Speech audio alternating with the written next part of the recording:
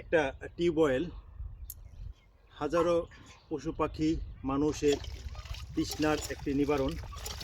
অর্থাৎ এই যে আমি একটু জল খেলাম, এই পুরা চক্রের ভিতরে একটাই মাত্র টিউবওয়েল, যে টিউবওয়েলের পানি আমি পান করলাম।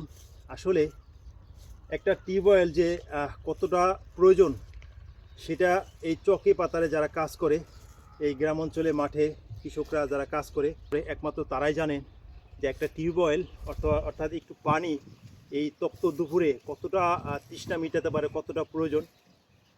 দেখেন এইখান থেকে এই কলসিতে করে পানি, বালতিতে করে পানি নিয়ে তারপরে ওই চকে যাচ্ছে তার গরু ছাগলকে খাওয়ানোর জন্য। এরপরে এখান থেকে পানি নিয়ে অনেকে এই চকের বিভিন্ন সবজিতে তারা এই দিতেছে, ওই গাছ লাগাইছে সেখানে পানি দিতেছে, অনেকে স্প্রে করে ওষুধ দিচ্ছে এই এই চকে থেকে পানি নিয়ে। আমি আরেকটু দেখাই, এখানে এক মুরব্বি দেখেন যেখানে রুটি খাচ্ছে, একটু আগে দেখলাম এখান থেকে সে পানি কল থেকে খাওয়ার পরে এই রুটি খাচ্ছে। একটা মাত্র টিউবওয়েল শত শত এই তৃষ্ণার্ত মানুষের তৃষ্ণা মিটায়। বর্তমানে আমাদের প্রতিটা বাড়িতে বাড়িতে টিউবওয়েল আছে।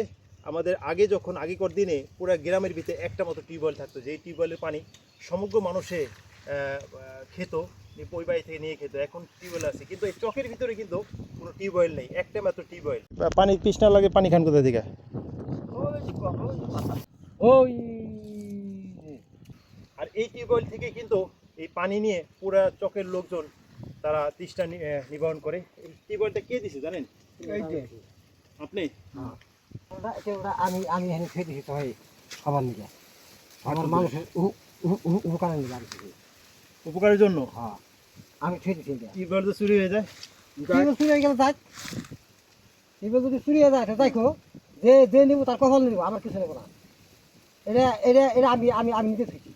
এটা কি শুধু আপনার প্রয়োজন না অন্যের প্রয়োজনও?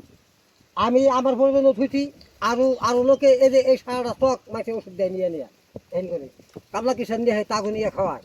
এই যে সবাই যারা যারা গরু বাঁধে তারা নিয়ে খাওয়ায়, কিন্তু এটা এটা থুইছি আমি। অসংখ্য ধন্যবাদ জানাই জয়নুদ্দিন হাওলাদার ভাইকে, যে মানুষের কষ্টের কথা চিন্তা করে এই টিউবওয়েলটি দিছে। তার প্রতি কৃতজ্ঞতা, ভালোবাসা রইল।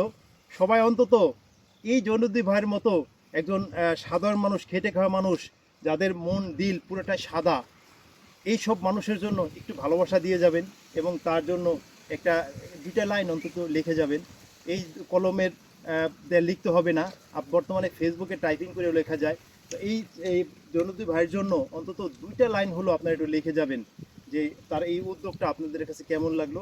এই তার জন্য দোয়া করি, সেজন্য সমাজের এরকম ভালো ভালো কাজ করতে পারে, তার জন্য দোয়া এবং ভালোবাসা রইল। নিঃস্বার্থ একটা মানুষ, খেটে খাওয়া মানুষ। আসলে এই দেখেন খালি পা, কিন্তু তাদের ঠান্ডা লাগে না, তাদের অসুখ কম হয়। অসুখ কেমন হয়? না আমার ওষুধ লাগে না, বছর ওষুধ লাগে না আমার, এক বছর আমার দুটো ওষুধ লাগে না। আলহামদুলিল্লাহ, মানুষের দোয়া আমার।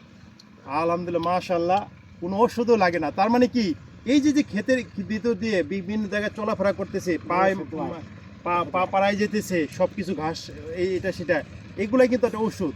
আমাদের পুরো চকটাই কিন্তু একটা ভেষজ উদ্ভিদের বাগান। মাশাআল্লাহ, আছেন কেমন সংসার? সব আল্লাহ আল্লাহ ভালো।